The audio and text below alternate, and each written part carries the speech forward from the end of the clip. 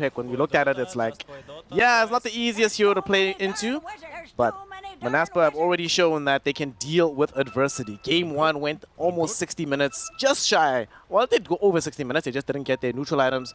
Game 2, not necessarily that long, but Monaspa, here they are again in game number 3. And Gaimin Gladiators, they're already in a position here, Kezu, where in the DPC, they've lost a series already. They don't want to get themselves into a situation where you lose another, because Western Europe is very, very cutthroat. Legitimately 2 losses. Yep. Starts with you put your major chances into jeopardy. No, for sure. They're probably feeling, you know, a little bit of pressure. Of course, they did win the major, but there hasn't been much time in between, you know, to like try out some new things. And now suddenly you're the favorites of everything. Maybe that, you know, puts a little bit of pressure and some nerves on you. So yeah, I mean, Monaspa definitely can do it. I feel like a lot of them have been chatting it up a lot in their games, especially Nande. And this is not the first time he's playing carry OD. It's like the third time I see it from him. He absolutely blew open one game I saw before, and then the other one was a little more. What the hell is that taunt? What?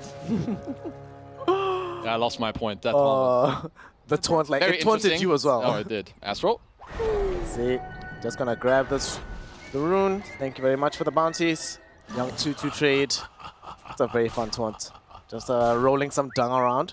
So talk to us about this. What is it that makes this OD lane in the safe lane look so good? Like, and what's the rationale behind putting it here rather than putting it mid? So first of all, the reason they picked it, there's like 2 main big reasons. First of all, it just destroys Tidehunter. Tidehunter wants to like stand his ground, but you have pure damage later with the orbs. You're also a ranger in the lane. And second of all, OD loves to have attack speed in his team. Earlier in the days, like years ago, you had Ogre Magi's pumping out Bloodlust on you. But in this game, you have Beastmaster, so you abuse that a lot as well. So those are like the good things, but you're playing into the sniper, which is something you don't enjoy at all. Yep.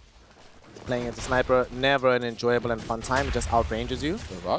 Diracho falling very low. Speaking of the sniper, he might actually be first blooded here, and indeed he will be. Desire continuing the magic that we saw at the end of game number 2 here. Skylark does end up going down in the opposite direction, but he'll happily take the free trip home.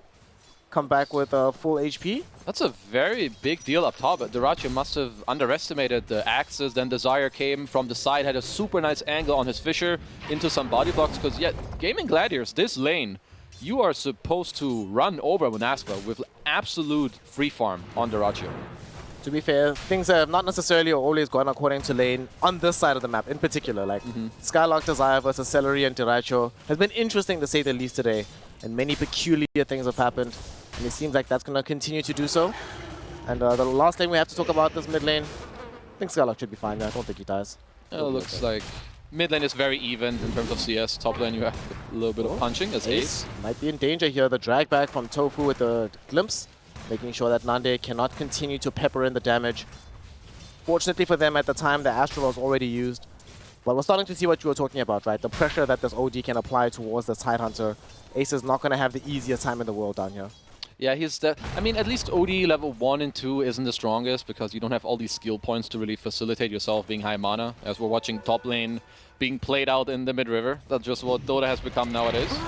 Might actually find this kill onto Celery here if they can find a decent block, but now Skylark much more concerned with just making sure he gets all his CS, denies as many creeps as possible. And it's starting to feel good. Bottom lane, Spartan. Glimpsed F. Gonna get glimpsed. There is one thing about the OD sniper matchup that perhaps is different nowadays than it used to be a couple years ago, is the fact that maybe you just don't play sniper's game by playing right click. Maybe you go this Axe build and like you put the Tidehunter, you put the sniper under in the Astro, and you don't really play on right clicks but rather the mana and your ult. Something I could see, at least he has that queued up, and I could see that work out. So this OD looks like he's going to be going for the Hand of Midas in this game. Sniper hasn't made the full choice after the power treads as to what his farming item is going to be. This mid lane, Tiny versus Tusk. There was a period of time in last tour of the DPC as well as at the beginning of the patch where this was every game's mid. Got real boring real fast. High-fiving him. I mean, this lane, it's like you have 2 beefy boys that are going to use their spell, stay on like nearly full HP all the time and just get some last hits. So it's going to be more about can a support rotate because they are dropping down in HP levels, or is there an active rune that is going to allow them to break open the game? Because either way, whichever mid can rotate to their offlane and then kill the enemy carry and perhaps help open up the tower, that would be a huge difference maker in this game. So in the last game, that Wish was the one that made moves first. Remains to be seen if that's going to be the case in game number 3 as well. We've seen Nande just farming it up down bottom underneath the tier 1. And Quinn actually might make an aggressive move onto Wish here. Caught him inside the eye shards, looking for the solo kill. Wish, can he get back to safety? He can. Has a Fairy Fire, the protection of the tier 1 tower. And Quinn is certainly not going to overextend. He saw what can happen in game number 2 if he does overextend. So going to play this one.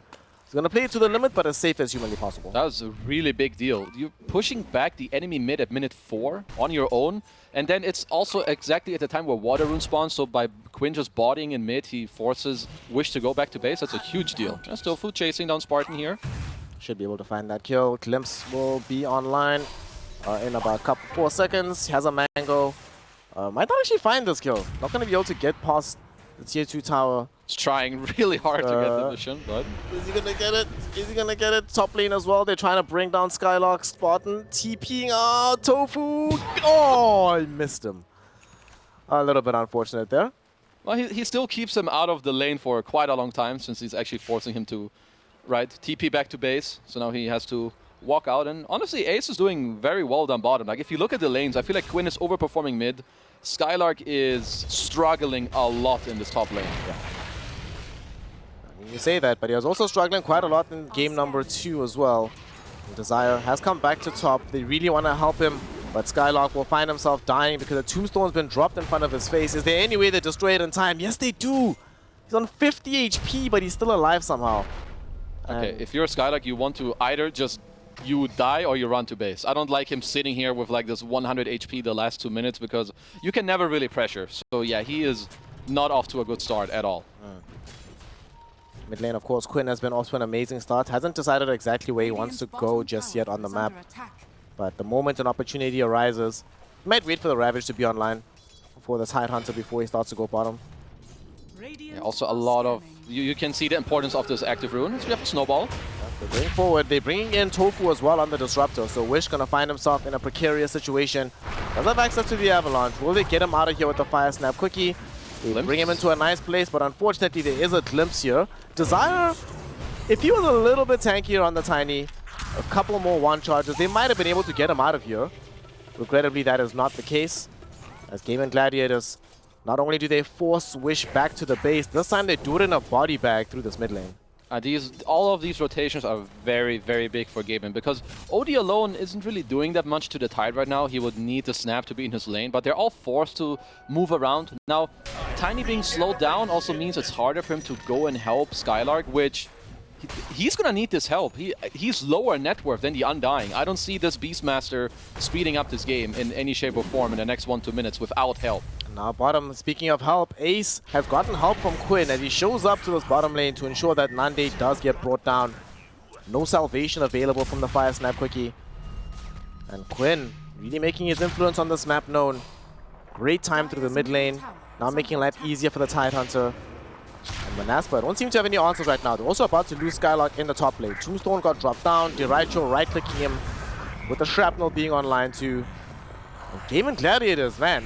I think they took their last game personally, Kezu, because they are just putting the screws onto Monaspa right now. Oh, they did, and they should. They don't want to be dropping games here and, you know, lose games, especially where they're ahead in the early games. We have a lot of damage down bottom. Ace. Okay. It's going to drop. Had to happen eventually.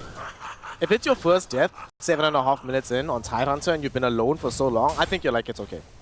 Life is perfectly nice. Yeah, I would say with the start he had, perhaps he shouldn't. But if you're getting out of this lane like this, yeah, you shouldn't be too upset. I mean, especially if we compare and contrast, he's 1,000 net worth ahead of his counterpart on the enemy team. And mid lane, we might actually end up with another death onto this Tiny here, as Wish getting assaulted yet again by this Gaimin Gladiators heroes. Fortunately for him, Desire is positioned in the appropriate place this time. And they just keep GG away from sieging onto the tower. The one thing that is a bit of a problem for this GG lineup is Yo, their tower pushing is atrocious unless Sniper is hitting it, so Yeah. that does mean they're going to maintain quite a lot of map presence on the side of Monaspa up until the Sniper does begin to make bigger moves. Absolutely. They once again made a nice move around the mid area. You force back the Tiny, sure you don't kill him. You lower his HP level, Quinn gets the rune, and now they're smoking to bottom. OD hates this. He's such a immobile hero. You can Nande doing a nice job at reading this move, and he's just gonna try to wait patiently. Let's see if Quinn can sniff him out. Quinn is doing his best. He finds him. Sniff, sniff. Will he be able to get out of here is the question. Went in for the Astral Imprisonment. Is assistance going to be coming in from elsewhere? No TPs flying in. There's actually going to be a drop down of the Sanity's Eclipse, but there's also a drop in of the Ravage. Wish TP'd into the tree line so he doesn't get glimpsed all the way back middle, but it's not really going to help him out. Won't be able to get quick revenge down bottom, but while this is happening, Skylark comboing up with Desire, they're able to bring down Diraicho, knowing that he's going to be not able to get help from the two heroes who are making a rotation bottom. Wish. Does Wish die here as well? They have Glimpse as well. Yeah, they do. He's dead. Yeah. Oh, They have God. Eye Shards and Glimpse. He can't really run. No, Spartan, don't do it. Don't do it, Spartan. Don't do it, Spartan. Don't do it. Okay, here comes Nande. He's going to get himself Glimpse back. Spartan shows up, finds the Fire Snap Quickie. Actually gets the kill onto Quinn. And throws in Morty's Kisses onto Ace as well. Will he be able to kill him? And indeed he does. Alright, never mind. Do it more, Spartan. Do it more. Right, easy for him. TP's in, gets a kill, gets level 6. What do you know, gets another kill. But this top left that Diraicho received earlier, that's a huge deal. I thought Gaimin would like take over this bot area a little bit, but instead it's Diraicho who dies top, and now their top tower dropped to 30% HP with the abysmal start that Skylark had. I must say, this has been really incredible to watch from Monaspa. Their understanding of how to counteract these map movements from GG. And it's almost immediately, as soon as they see a rotation, they're like, all right, we know that it's safe to make a move top, apply some more pressure there. They've looked very, very clean. And also they've been doing a good job on not getting caught out by the Tofu Disruptor and being glimpsed into awkward parts of the map. For the most part, they TP in out of range first. Remember to do it, everybody. Do not let the Disruptor just force you to get glimpsed back all the way to the fountain. Just don't show yourself. Just never TP, lol. Yeah, remember what HY said, stay in the trees. I do like once again, you have Gaimin that are smoking down, but Nadia just continues to impress. He's not even having any of this bottom lane. Like, he doesn't want to be here. Now, also, they have the Dominator on Skylark, so they can look to take over this top lane more aggressively. I also like that Spartan is here, you know, to, like, give some follow-up damage, give another follow-up body, just to, like, give some vision and help your Beastmaster get back in this area. They will be able to actually get on top of Diraicho. Diraicho's in danger yet again. Echo Slam gets committed. I think they've got him. Soul Rip will be there to try and heal him up right now. Oh, they just run out of damage. Got Jabaited towards the very end there. And Diraicho able to stay alive. Pops the Mask of Madness. Here comes Skylark though. The Primal Roar goes in onto this Disruptor. But Disruptor doesn't die in time, so Tofu drops the Static Storm. And that will mean that Skylark ends up being the bonus as well. It feels like we keep seeing this one where one hero dies, 3 die with them. Another 3-for-1 special for GG. This is a very bad position for Monaspa to be in, especially when you play against like this beefy boy that Tide is. When you lose your safe lane tower, if they ever want to run at this top tower again with Beast, Ace can just kind of look to TP there, and you can see the damage numbers coming out from Diraicho. And as we've talked about before, maybe you don't want to play in the lane, but you want to continue to hold your jungle, stays in a good position, knows that he can man up, and just claps them all. Yeah. Shout out to Celery as well for not being shy about dropping down that Tombstone, ensuring that they had the follow-up damage. See down bottom, Morty's Kisses get committed onto Ace.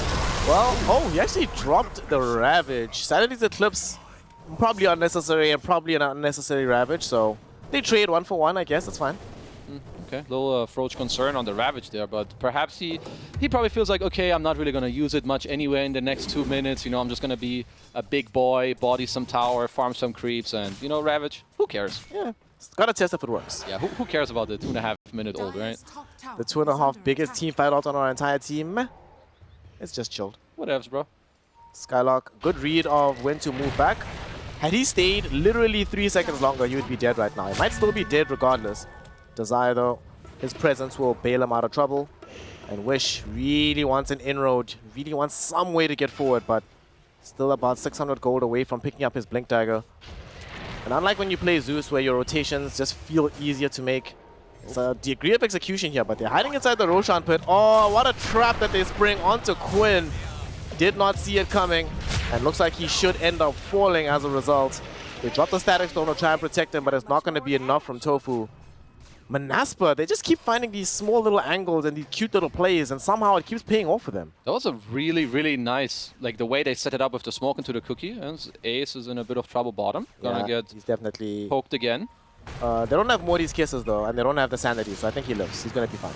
Top lane, Skylark might not be so lucky though. He gets glimpsed back into the kinetic field. With the right clicks from Deracho, able to bring him down. And they're still brawling. We just had the kill happen on Tusk in this area, and the fight's not over yet.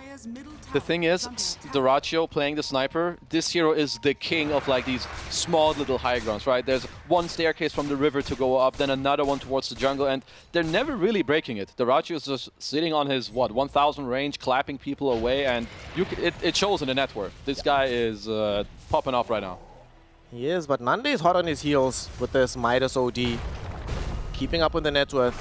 It's a constant theme throughout this series.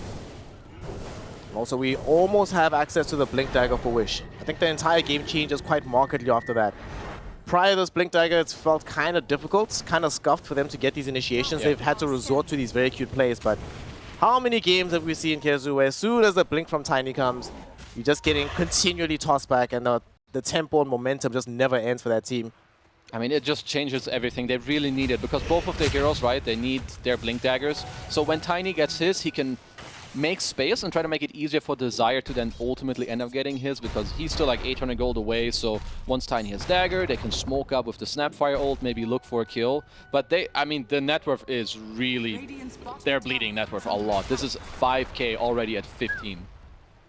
It's a very dangerous lead that they have given up, rather. The deficit is quite large, but here we go. Wish has Blink Dagger, and the Spartan has the smoke and as well as access to the Morty's kisses. So if there's ever a time to try and make something happen, it would be around now. They need to try and make sure they have the appropriate numbers though. They're leaving Desire alone top though. Yeah, he's just gonna get, you know, bumped out of the lane for a bit, but I do like this game, this timing from Gaimin rather. You have Hood on Ace with a mech, his pipe is flying out. If you go on this tide and you toss him back, I feel like you're the ones dying and not the tide, and they're syncing this up with this siege creep. They also have a medallion on Celery to make him even more tanky, so I don't actually think you can defend this tower. Full pipe mech. You were talking earlier about how the Side Hunter can go body to protect your towers. The opposite is also true. He can just be the frontliner to help you push them down even faster. Have a glimpse. And it glimpse back to Tiny, who made a very aggressive jump forward here from Wish. Yo, bros, abort. Wishful jump in its own way. That's, yeah. Well, I'm glad he did that, because it just demonstrates your point about how you just can't be jumping onto the Tide Hunter right now. Yep, thanks Wish, making me look somewhat clever. I like it. Doesn't happen too often, but you know, I'll take it. And now free Roche or what? Definitely free. They can't do anything about this. If they had Blink Dagger, maybe you try, but also one thing that we do not have in this game, the Beastmaster Hawk not positioned around the Roshan pit in the same way as it was game 2. So they can't, like, initiating this feels like suicide when you know they still have Ravage. Yeah, this is hard. So at least for Monaspa, they need to wait. You need Beast to get his Helm of the Overlord, a couple more levels in the Aura. You need Nande. He's gonna have his Axe, but I feel like the points we touched on earlier with Sniper having an untouched game, I don't see this changing soon. They also have a Solar Crest on Celery, love this itemization. Drums on Tofu as well. Like, this Sniper is gonna be popped off with all the auras he could even ask for. Getting past a lot of these beefcakes, and it's not like the supporting cost around him is very easy to kill. You have to get past an Undying, a Tide Hunter, a Tusk, before you even think about approaching the Sniper. Speaking of Sniper, you can actually start to lead the charge in the top lane against Nande and the crew. We'll see if they stick around for this. They have smoked on the side of GG. They want to come top, but yet again, Nande, the game sense, it's pretty good. Gets out of dodge, they draw the movement, and that's going to leave Quinn all alone down bottom in a very awkward situation.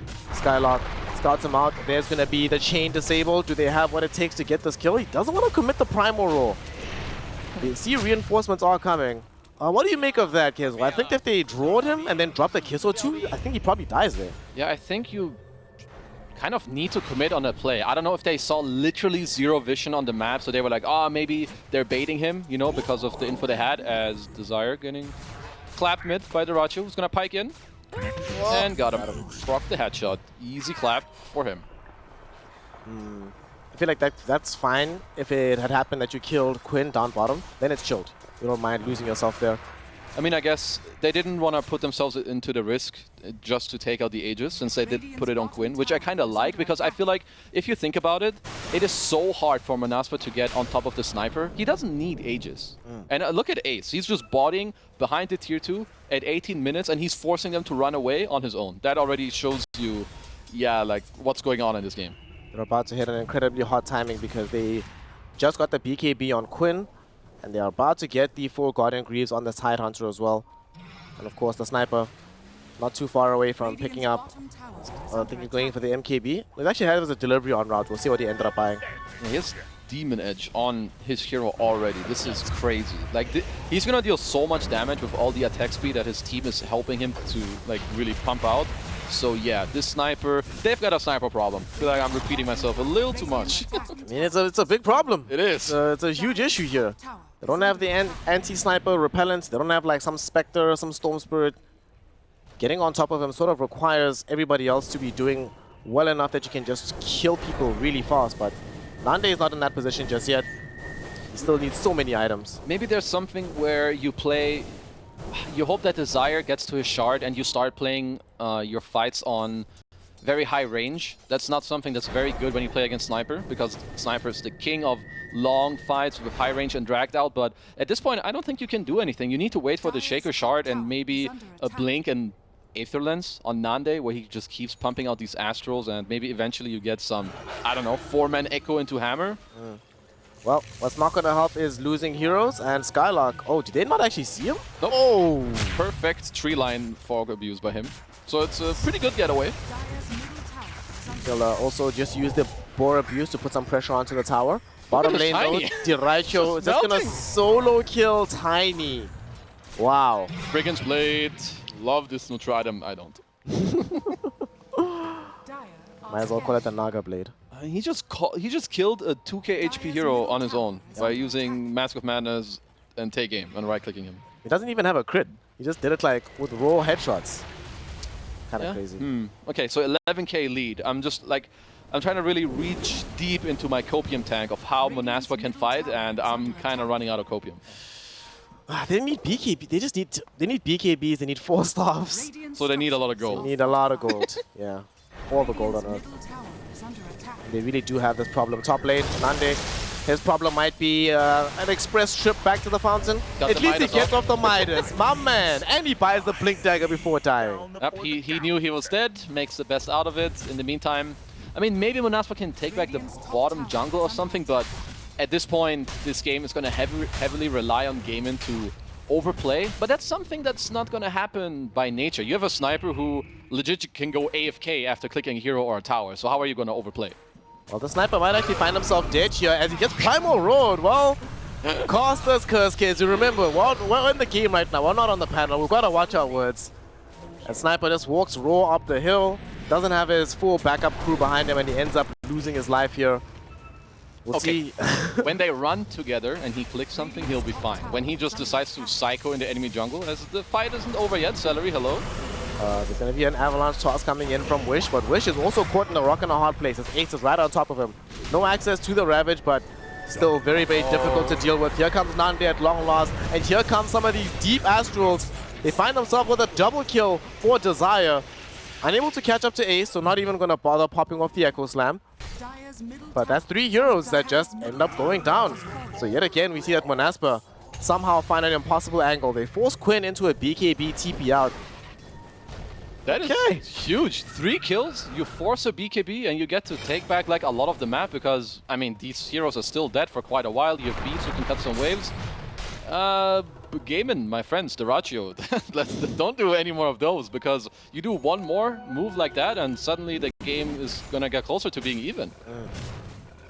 This Tiny well on the way towards picking up the BKB right now. And they're coming up the hill with Quinn and Ace, and they will not be able to get Skylark out of this situation. Desire just is like, alright, cheers buddy. You do you, enjoy life. We're just gonna get the hell out of here. Looks like Gaimin Gladiators are insistent at this point to just make sure that they can control all the map space and just shrink the space for Monaspa to play. But Monaspa might not let them. Look at the smoke, Hezu. They're actually going to try to get the full wraparound. I don't mind the smoke like going through the lane. Like if you go through the jungle, you're probably just gonna break, which obviously they would. And Dirachi probably feels safe, but by you going through the lane, you might just be evading everything. So he's probably Actually did. Yeah. 3, 2, 2, 1, and he is a goner. Now the question is, can they get out of dodge? Already see Spartan starting the TP efforts. Oh, Wish has no TP. Wish does not have a TP available for another 30 seconds. Desire should be able to get out of here, so Wish going to be forced to just eat through the trees. But Gaimin Gladiators, they believe that these heroes do have the TP, so they're not going to go searching. Man, that was such a smart play. That was very nice. That's beautiful smoke. Okay, okay. 8k lead. You got the Racho kill twice. He's still in a very good position when it comes to the game itself. But this is a lot of momentum for Monaspa. And in the meantime, Nande is scaling. Now he basically has a Aetherlens and like, what, a couple hundred gold. He can split his Arcane Boots. Yeah. Back to chillin'. He's going to keep chilling, keep farming. Picked up the 15 talent on the additional Astral Damage, or the Cost Range rather. They smoke up on themselves right now on the side of GG. They're like, alright, y'all want to play high tempo? Fine. We can do the same. We have Blink, BKB. Quinn's about to finish off his Desolator in about 1,000 gold. They would love to find something, but Monaspa not giving them the opportunity here. Yet again, we see that their idea of how to read these map movements from GG, very, very good on the Monaspa side. Yeah, they're not really, right, like faulting to any of these smokes at all. So for now, they're doing okay. They got back into this game at least a little more. And now next Roche, 2.5 minutes, another very long respawn. And if you're Gaimin, they should feel like that if they move together and if they protect the Rachu, like if they stand in all the angles or have like a good anchoring in terms of the fight, that nothing bad should really be able to happen to them. It's also quite fortunate for them in some way that they didn't rush BKBs on the side of Monaspa. So even if they do get on top of Dyraicho, by the time that happens, he'll have a BKB of his own. He can protect himself. For now though, GG, they're trying to control this mid area, wait for the next Roshan respawn. It is a bit difficult for Monaspa to fight into the Roshan pit, so ideally they need to try and stop them before they get there, right? It's really, yeah, it's hard. I also love this gem pickup by Tofu. It's going to be able to like just get these stupid hogs out of the way as they're looking for a play, which is glimmered. But yeah, I think it's better you don't go in there. We've seen what happens when Wish jumps into these heroes, right? It's just super hard to then get out. There's a tombstone, there's some ravages, glimpses. So once you're in, you're in that fight, bro. You are committed. Yeah. Now the side of Monaspa just happy to de-push it through this mid lane. GG. We've seen them do this across all 3 games today when they feel confident, just invading the triangle, forcing Monaspa into an uncomfortable spot. Yeah. I mean, it's because they know, right, with the gem that they're taking the vision away. Mid, Skylark. Skylark didn't die. No, Quinn went the opposite direction. Didn't feel confident in fully committing for this one. At the same time, though, they might be deciding to commit onto Wish. And Wish does not have access to a BKB. Gets astraled right now. But there's limits to what your friends can do for you. As he ends up being brought down. Does have buyback if needed. But fortunately, the Roshan respawn happens pretty much at the same time as he comes back to life. Yeah, they'll have another round of spells before, or like, yeah, I mean, he'll basically be up again by the time Roche comes up. So they should have another fight in them if they decide to contest Roche, which I just feel like it is really, really hard for them to take a straight-up fight. They need to, perhaps they have the right idea, they need to go around. Like, they need to do something fancy. They are indeed going around. They've smoked up as 3, but Gaimin Gladiators seem to be prepared for this move, given that it's already just happened to them. But they might be able to get onto Dyraicho. He's out in the open. They get him with the primal roll, and there the Morty's kisses. But where's the follow-up damage? Finally it comes out. They do kill him, but at what cost? As Desire drops the Echo Slam. There's a BKB on Quinn, which allows him to bring down Nande. A 1-for-1 so far, carry for carry, and make that 2-for-2 as they add Ace to the kill list. Skylark, will he be able to get himself out of trouble? Oh, beautiful dump in from this tiny Wish, able to eviscerate the Tofu Disruptor. And there's a buyback coming in from Spartan. Wants to try and keep this fight going. Desire blinks in, gets the stun onto Quinn. And will they have the Fire Snap cookie? They do indeed. The Chain Disable is there. Is the damage available as well? Yes, it is. Quinn's about to go down. And they are just getting through this fight somehow, some way from Monaspa. Flips back onto Spartan. Tofu wants to make sure that his buyback is not in vain, but he's getting chased away by Wish. In the meantime, Spartan, he gets taken away. It's a dieback from him. Desire ends up buying back as well. It's a dieback on Tofu. It's now 1v1, Celery versus Wish. And Celery knows that this is not a fight that he can win. Needs to get the hell out of dodge. And amazingly, despite being 10k gold behind, somehow, someway, Monaspa still force a good fight on their terms. Damn, this is crazy. They go around. Celery ended up being the real carry towards the end of the fight. They're dealing, what, 4,400 damage? But these fights are very big for Wish. Like, he basically has his BKB completed now by him being able to split the Echo Saber. And there's some hesitations coming out from Gaimin Gladiators in these fights. I feel like Sniper should have been able to be saved a bit earlier, maybe with a Ravage or a Snowball from Quinn. But now, yeah, Monaspa, they're just putting themselves in a good position. They're hitting Roche now. What? Okay, I mean, there's no Ravage. And Tofu is still dead with the Static Storm. And they know that he died back. But they're still going to go in for this one. Nande, can you somehow get this Roche on? Roche is on 600 HP. Who's going to get it? It's going to be Wish. Wish somehow snaps it. Unfortunately, Nande might die for this, and Diraggio is here. Diraggio is completely uncontested. Wish not gonna die just yet, so he still has the Aegis, 100 HP. Will he escape away from Ace? Yes, he will. Desire TP's out in the trees. So it was expensive, but they do manage to keep this Aegis away from the GG lineup, even though it does cost them 2 core heroes. I want to join the Monaspa bootcamp where they practice on how to like steal Roche when you're down 10,000 gold 8 games in a row. I don't know how they do it. Sadly for them, they still lost 2 of their cores, but the fact that they even get an Aegis in their own hands instead of, you know, letting the Rachi have it on the Sniper is quite impressive on its own. Yeah. And the fact that it's on Wish, right? So Wish now feels a bit more comfortable committing forward. Doesn't have to worry that much about commit and I immediately die. Still though, the map is shrinking. Slowly but surely, GG are still able to constrict around them. Only 1 outer tower remaining before they're left with absolutely nothing. They're also holding both gems now, which is a very big deal. Like when you're behind in the game, you want to try to split the map a little bit, you know, take away some of the enemy's aggressive vision. Now that you lost your gem, it's just going to keep getting easier and easier for Gaimin to really hold this map and make it even worse for Monaspa. Look at what Diraggio just picked up. Makes it even harder to kill him. Blink Dagger flying in for the Sniper right now. So BKB, Blink Hurricane Pike. Good luck getting on top of him. It feels like it's going to require the full chain disable for him to ever die in this game again. Oh, absolutely. He has Blink, he has Pike, he has Titan Slither. The only way you can really kill him, you need to find him first. If you just chill, he never really has to show himself, right? So something needs to kind of happen. Or again, you need to smoke around, try to go from the backline where Sniper is naturally going to play and try to jump in with like a Fisher Totem into combo, something like that. One of the last places that we saw Sniper die was down bottom, where they went for some very interesting smoke. Spartan will break the smoke from GG, just give Nande an opportunity to TP out. Sadly, no option available for him, but you know, he'll take it. Buying space and time for his OG. Yeah, pretty good timing on the Glimmer, poking his head up, being like, oh, yep, found him. At least, you know, make sure his cores don't die. Nande gets to TP top, farm a bit. I guess he is gonna finish up this Octarine. I mean, what's his item build gonna be? Octarine, he has a Refresher queued up, and then BKB, so like you really greed it out. Try to get this Refresher, multiple Astrals, Hammers, and then your BKB? I don't know. They need something big. Yeah. So I don't mind him going for a greedy style of items. The Octarine core is just complete. Yeah, it really feels like BKB would be an amazing pickup for him. But now GG, because they know that the Aegis was already taken, no obvious easy play to go into the pit. So with most of these outer towers taken, just gonna keep bombing it up. They are underneath a Hawk right now, but Tofu should have a gem too. They do find Ace, but the team is coming in to save him. I don't think they have what it takes to actually kill him before reinforcements arrive. And indeed, they do not. Ace is still fine. They're actually gonna make the full jump. Okay, they end up killing Ace. Uh-oh, That's the life of Desire, and now Nande, he went in too far. He ends up dying too. Wish, he popped the BKB, but he reaches for Tofu and doesn't find Diraggio, so he's definitely in trouble. However, here comes Skylark. Skylark wants to find the Primal Roar, but the headshot can't allow him to get close.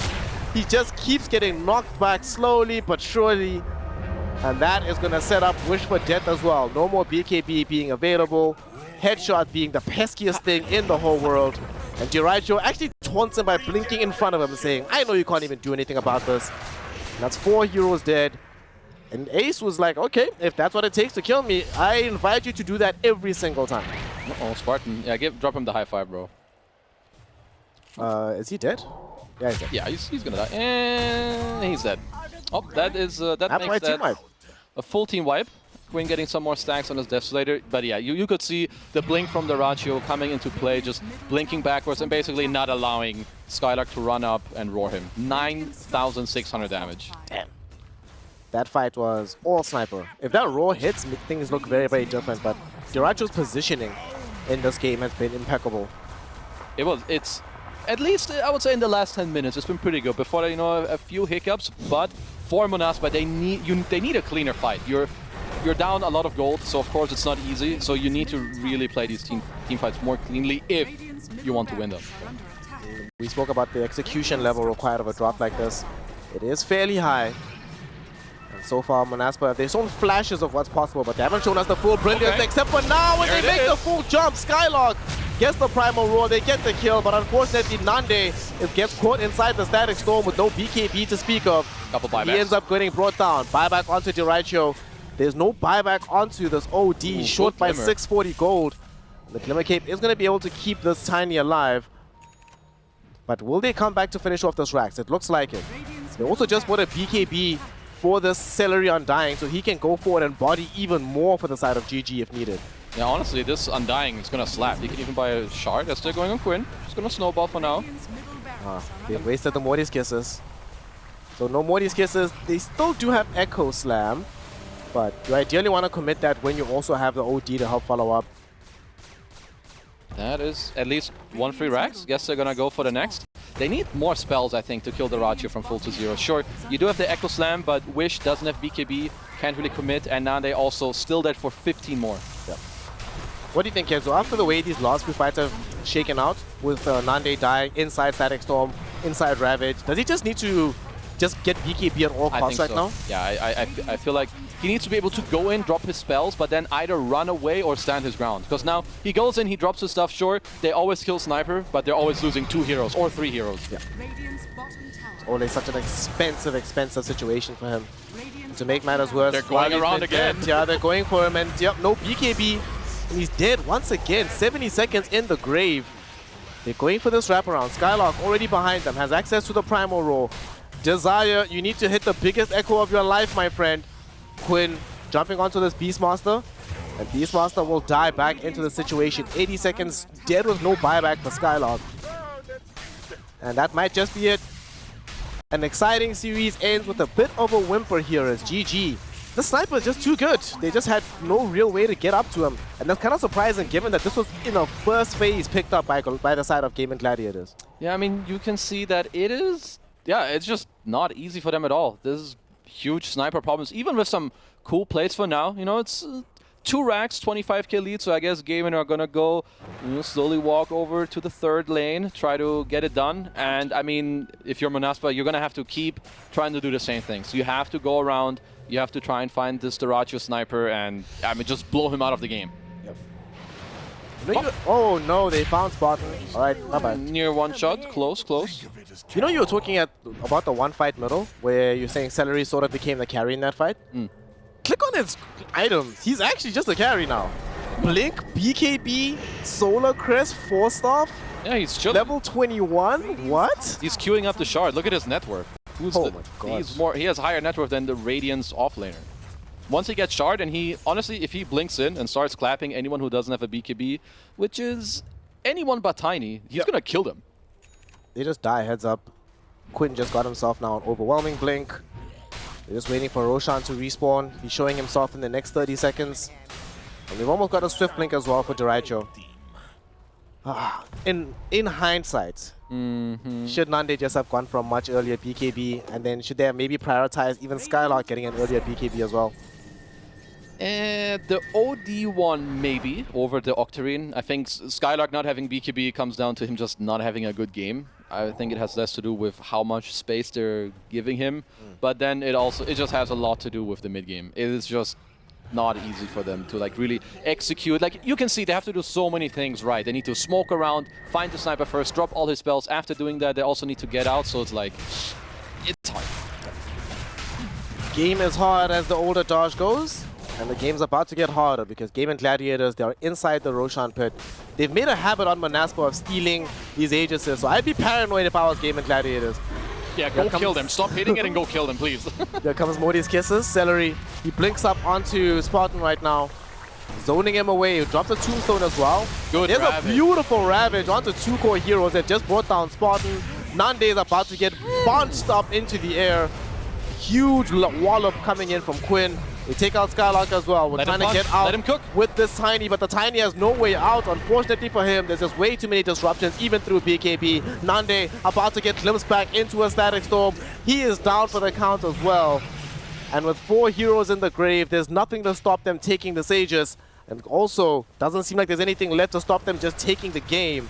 The Gaimin Gladiators just looking way too strong right now. Indomitable strength for game number 3.